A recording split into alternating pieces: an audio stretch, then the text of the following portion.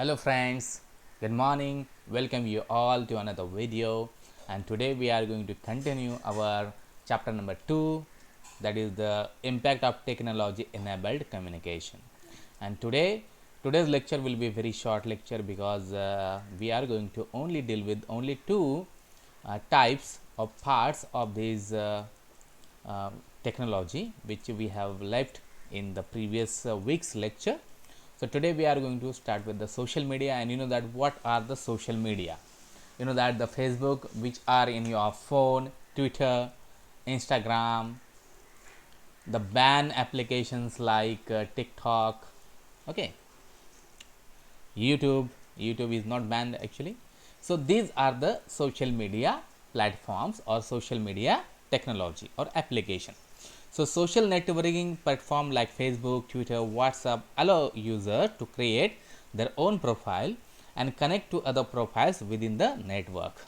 The primary leverage of social media is to connect people with similar or dissimilar interests. Now Telegram is also one of the popular social media. So now let's start with the advantages of social media. So what are the advantages of social media? Number one, social media, it is simple and uncomplicated user interface is there. Others, an effective social media platform for mobile users. So interface is very simple and it is available on the mobile phone, and anybody can easily use it, and it has many users covering almost every demography. So you can connect via Facebook to America or Russia, anybody, any country you can connect with the social media.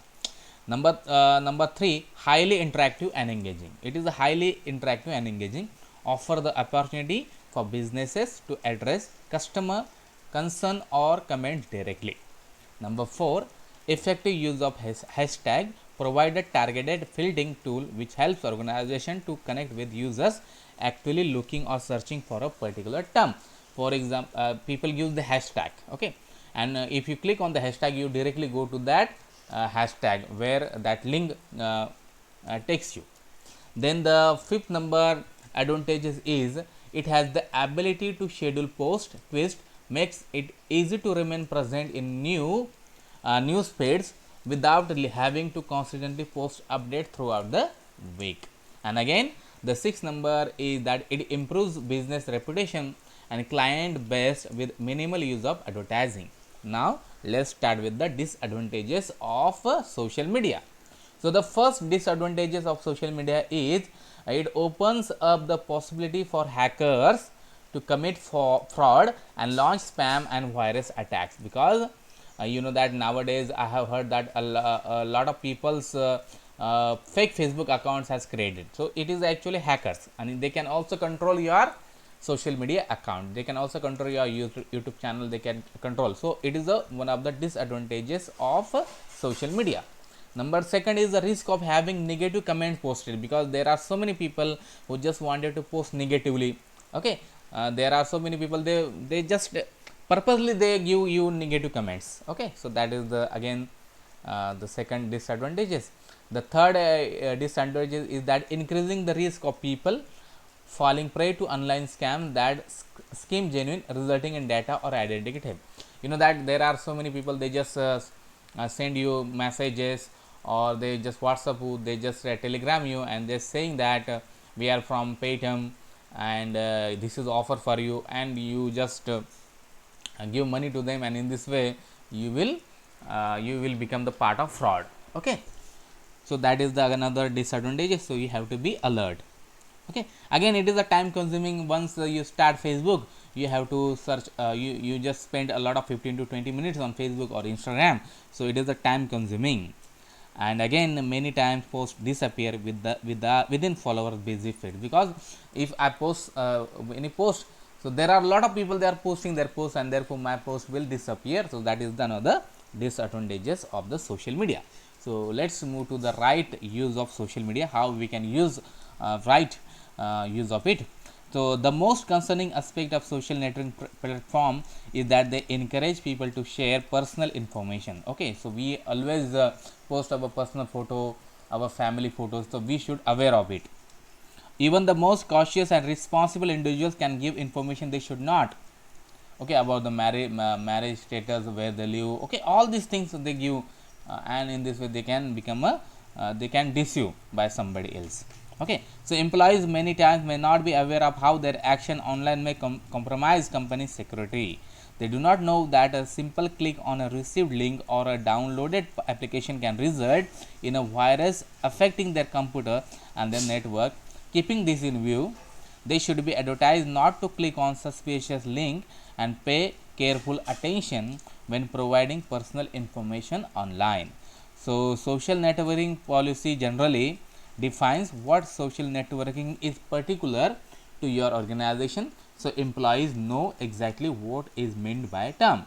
Establishes a clear and defined purpose for the policy, communicates benefits of social networking and of having a policy, provides a clear platform of educating employees, taking into consideration any legal ramification of not allowing laws, refers to confidentiality of employer trade secret and provide or confidential information, talks about productivity in terms of social networking. Okay, so let's these are the some of the right use of social media. Now let's move to the effects of social media. So social media has overturned long held nations of power distribution, ownership, value and expertise. This has set people free by offering an interactive and transparent medium for user to generate, publish, share, respond and distribute information quickly worldwide at any time they want. As a result, the information flows start from the masses below instead of being handed down by the expert from above. It has empowered individuals since it depends upon user generated content as user in control. Okay, so these are the effects of social media. Again, there are a lot of effects of social media. Your works becomes very easy, but again you have a risk of deceiving yourself or coming to virus in your mobile and your computer. So let's move to the last part, that is Moodle. So Moodle stand for Modular Object Oriented Dynamic Learning Environment. It is an open source learning management system with its enormously versatile. People like the various innovation tools that interface with the Moodle platforms, enabling the creation and distribution of teaching materials. So these are the some advantages. One by one I am going to tell you. So first is onboarding. So Moodle has streamlined the onboarding process for both for administration and new hires. Number second advantages is compliance and competency based training. Compliance trainers and training manager appreciate Moodle's online training capabilities. They can easily prove compliance training and determine the learner's level of understanding of said competency. Number third, workplace safety training. Similar to compliance training, workplace safety training in Moodle allows you to know who has completed mandatory training and who has not, with the capability to add video, discussion questions, quizzes and external resources to your online Moodle courses. Number fourth advantages of Moodle is the hiring and interview process. So Moodle can be used for hiring and interview process as well. Candidates can be asked to create a Moodle account to upload their resumes and complete competency assessment. Hiring decision makers could then easily access candidate profile to review application. So product and service launches. In today's business world, products and services are being updated, modified or changed at an ever increasing rate. So it is important to understand that product knowledge training is not a one time event. So rather, product knowledge is an ongoing education initiative that changes as new clients emerge and new features develop. So Moodle makes it easy for an organization to train its people across all department. And the last one is many organizations use Moodle to provide their people with continuous education opportunity to help them further their careers. So Moodle have also some disadvantages, and the first disadvantage is it is a technological tool with which can be challenge for some people. So if someone has a hard time with technology, Moodle may be a problem for them. The second is if a person does not have access to internet or some form of technology to utilize Moodle, then this becomes a disadvantages for him and also for the instructor. And the last one is disadvantage is some people, more specifically adult learners, are resistant and hesitate to using any form of technology for learning.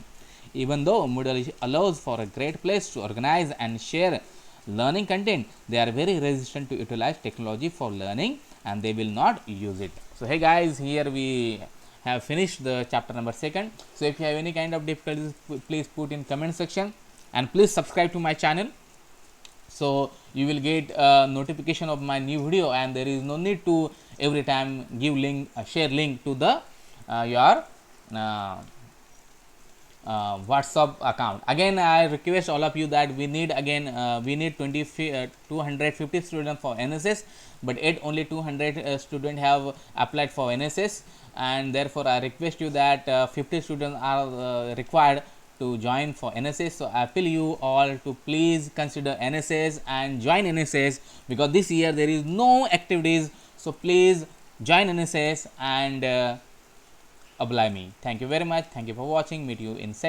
next lecture.